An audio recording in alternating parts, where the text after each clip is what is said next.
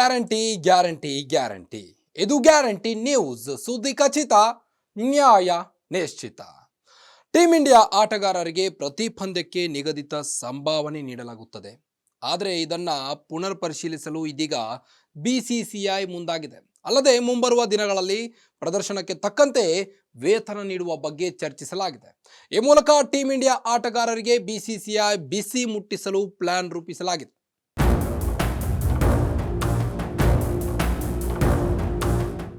New Zealand ವಿರುದ್ಧ ಹೀನಾಯ ಸೋಲು, ಆಸ್ಟ್ರೇಲಿಯಾ ವಿರುದ್ಧದ ಶೋಚನೀಯ ಸೋಲುಗಳ ಬಳಿಕ ಬಿಸಿಸಿಐ ಎಚ್ಚೆತ್ತುಕೊಂಡಿದೆ. ಈ ಬಗ್ಗೆ ಚರ್ಚಿಸಲೆಂದೇ ಕೆಲ ದಿನಗಳ ಹಿಂದೆ ಟೀಮ್ ಇಂಡಿಯಾ ನಾಯಕ ರೋಹಿತ್ ಶರ್ಮಾ, ಕೋಚ್ ಗೌತಮ್ ಗಂಭೀರ್ ಅವರೊಂದಿಗೆ ಬಿಸಿಸಿಐ ಪರಿಶೀಲನಾ ಸಭೆ ನಡೆಸಿದೆ. ಈ ಸಭೆಯಲ್ಲಿ ಆಟಗಾರರ ವೇತನ ಕಡಿತದ ಬಗ್ಗೆಯೂ ಚರ್ಚಿಸಲಾಗಿದೆ ಎಂದು ವರದಿಯಾಗಿದೆ. ದಿ ಇಂಡಿಯನ್ ಎಕ್ಸ್‌ಪ್ರೆಸ್ ವರದಿಯ ಪ್ರಕಾರ ಟೀಮ್ ಇಂಡಿಯಾ ಆಟಗಾರರಿಗೆ ಅವರ ಪ್ರದರ್ಶನಕ್ಕೆ ಅನುಗುಣವಾಗಿ ಸಂಭಾವನೆ ನೀಡುವ ಬಗ್ಗೆ ಬಿಸಿಸಿಐ ಅಧಿಕಾರಿಗಳು ಚರ್ಚಿಸಿದ್ದಾರೆ. ಅಂದರೆ ಚೆನ್ನಾಗಿ ಆಡಿದರೆ ಮಾತ್ರ ಉತ್ತಮ ಸಂಭಾವನೆ ಪಡೆಯಲಿದ್ದಾರೆ, ಇಲ್ಲದಿದ್ದರೆ ವೇತನ ಕಡಿತವಾಗಲಿದೆ.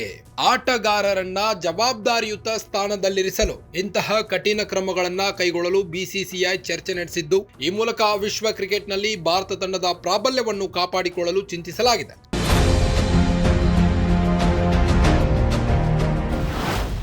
ಪರಿಶೀಲನಾ ಸಭೆಯಲ್ಲಿ ನೀಡಿದ ಸಲಹೆಗಳ ಪ್ರಕಾರ ಆಟಗಾರನ ಪ್ರದರ್ಶನವು ನಿರೀಕ್ಷೆಗೆ ತಕ್ಕಂತೆ ಇಲ್ಲದಿದ್ದರೆ ಆತನ ಗಳಿಕೆಯ ಮೇಲೂ ಪರಿಣಾಮ ಬೀರುತ್ತದೆ. ಇದರಿಂದ ಆಟಗಾರರ ಜವಾಬ್ದಾರಿ ಹೆಚ್ಚಾಗಲಿದೆ. ಒಂದು ವೇಳೆ ಸತತ ವಿಫಲವಾದರೆ ಹಣ ಕಡಿತದ ಜೊತೆಗೆ ತಂಡದಿಂದಲೂ ಹೊರಗಿಡಬಹುದು. ಇದರ ಹೊರತಾಗಿ ಸಂಪೂರ್ಣ ಸಂಭಾವನೆ ನೀಡಿ ವರ್ಷ ಪೂರ್ತಿ ಕಳಪೆ ಪ್ರದರ್ಶನ ನೀಡುವುದರಲ್ಲಿ ಅರ್ಥವಿಲ್ಲ ಎಂಬ ಅಭಿಪ್ರಾಯವನ್ನು ಬಿಸಿಸಿಐ ಅಧಿಕಾರಿಗಳು ಮುಂದಿಟ್ಟಿದ್ದಾರೆ. ಟೆಸ್ಟ್ ಸಂಭಾವನೆ ಪಂದ್ಯಕ್ಕೆ 15 ಲಕ್ಷ ರೂಪಾಯಿ, ಪ್ಲೇಯಿಂಗ್ 11ನ ಭಾಗವಾಗದಿರುವ ಆಟಗಾರರಿಗೆ 7.5 ಲಕ್ಷ ರೂಪಾಯಿ ಕಡಿತಗೊಳ್ಳಲಿದೆ.